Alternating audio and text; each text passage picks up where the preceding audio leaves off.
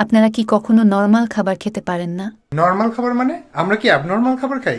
হুম হুম হুম মানে কি? মামা অদ্ভুত খাবার খেতে খেতে পেট পচে গেছে। চলো আজকে তোমাকে ভালো খাবার খাওয়াবো। চলো।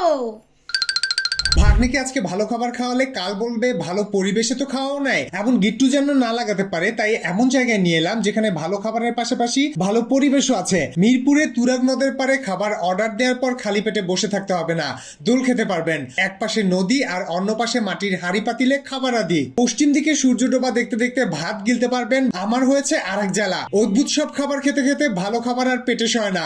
যে কোনো খাবার দেখলেই মনে হয় মিশিয়ে খাই। মাছ আর মাংস একসাথে মিশিয়ে খাচ্ছি। এই খাবার খেতে মজা আছে। বাঙালি মানে শুধু মাছে ভাতে না, মাংসের স্বাদ আর মাছে ভাত, এটাই বাঙালি। আজকের দিনে সূর্যকে বিদায় দিচ্ছি চায়ের চুমুকে, আর সন্ধ্যাকে আমন্ত্রণ জানাচ্ছি ফায়ার ক্যাম্পে।